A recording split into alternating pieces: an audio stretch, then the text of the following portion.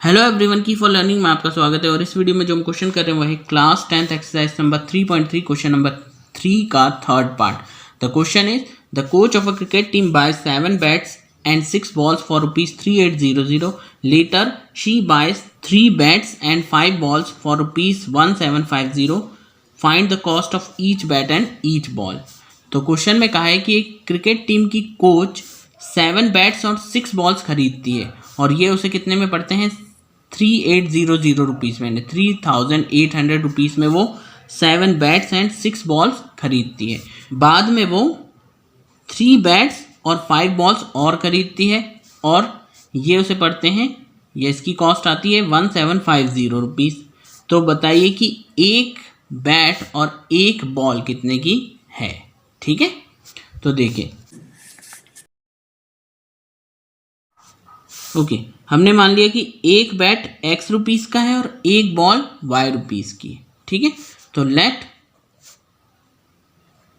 Cost of 1 bat x rupees मान लिया और कॉस्ट ऑफ 1 बॉल ये हमने y रुपीज़ मान लिया।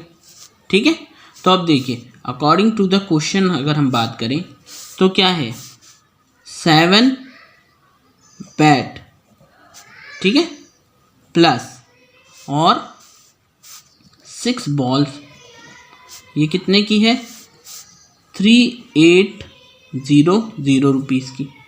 ठीक है, और सेकंड कंडीशन में 3 बैट्स और प्लस और क्या खरीदा उसने 5 बॉल्स ये कितने की पड़ी उसे दोनों 1750 रुपीज़ की। ठीक है, तो अगर हमने एक बैट की कीमत क्या मानी है x मानी है, तो ये कैसे टर्न हो जाएगा, ये हो जाएगा 7 और एक बैट की कीमत x यानी दोनों का मल्टीप्लाई यानी 7 बैट्स की टोटल कीमत आ जाएगी। तो ये हो जाएगा 7x, ठीक है, प्लस ऐसे ही एक बॉल की कीमत है y और यहाँ 6 बॉल है तो 6 इंटू वाई यानी 6y इज इक्वल टू 3800। तो ये फर्स्ट इक्वेशन बन गई इसकी। इसी तरह से अगर हम इसकी बात करें तो 3x plus 5y is equal to 1750, ये सेकंड इक्वेशन बन जाएगी। ठीक है, अब 2 इक्वेशंस तो हमारी बन गई, अब इसे सॉल्व करना है। ठीक है, ओके, इक्वेशन सॉल्व करने के लिए हम इसमें लगाते हैं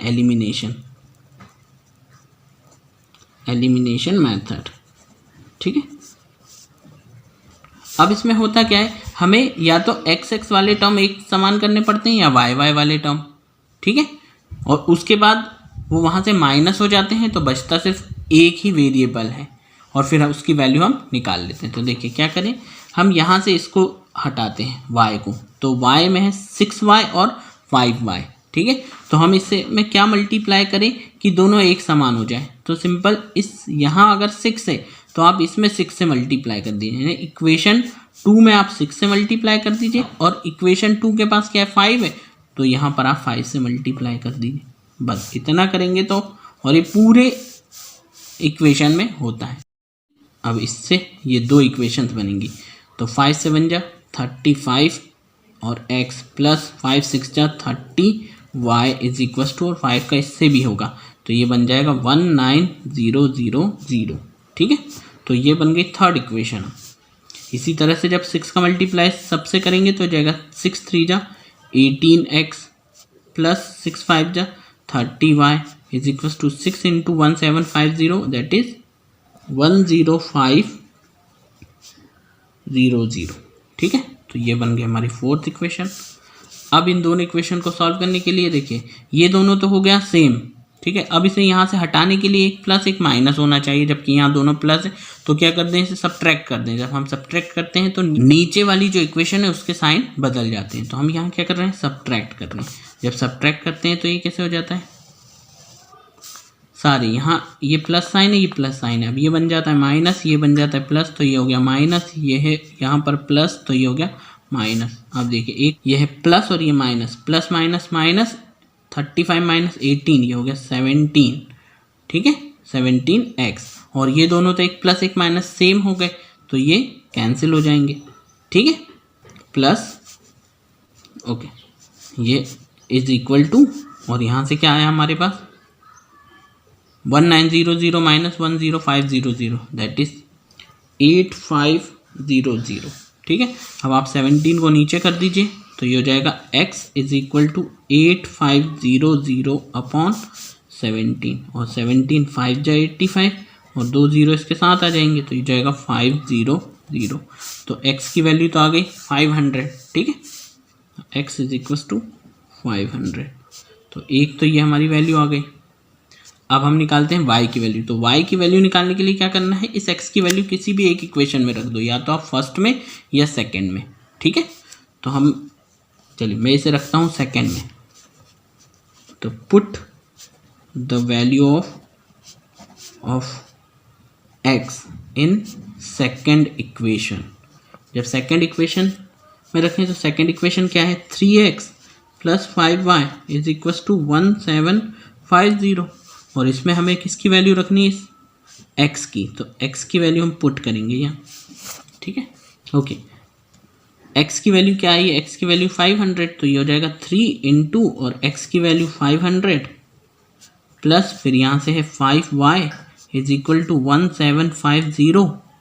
ठीक है, 3 इंटू 5, 3 5 जाए 15 और 0 0 plus 5y is equal to 1750, और इस 1500 को उधर कर दीजिए तो जाएगा 5y इज इक्वल टू 1750, और ये इधर प्लस का है उधर जाके हो गया माइनस का 1500। ठीक है, और 5y इज इक्वल टू, इसमें से माइनस करेंगे तो ये है 17 माइनस 15, ये हो गया 250। ठीक है, इसके आगे सॉल्व करें तो 5 को नीचे कर दीजिए, y is equal to 250 upon 5, 5 5 जा और 0 का 0, तो y की वैल्यू आई 50। ठीक है, तो ये दूसरा आंसर। अब देखिए हमने दो आंसर निकाले, एक तो x की वैल्यू 500 है और y की वैल्यू 50 है, और यही x और y हमने क्या कंसीडर किए थे, हमने कंसीडर किया था कॉस्ट ऑफ 1 बैट। ये हमने x लिया था, तो x कितना आया है, x आया है हमारा 500। ठीक है, तो 500 रुपीज़ की, तो 500 रुपीज़ का तो एक बैट है। ठीक है, इसी तरह से दूसरी चीज़ निकाली थी कॉस्ट ऑफ 1 बॉल, तो वो हमने क्या लिया था, y लिया था। अब y की वैल्यू कितनी आई 50, यानी एक बॉल कितने की 50 रुपीज़ की। ठीक है, तो ये आ गया ₹50। तो ये आ गए हमारे दोनों आंसर। होपफुली आपको समझ आया होगा। Thank you very much for watching.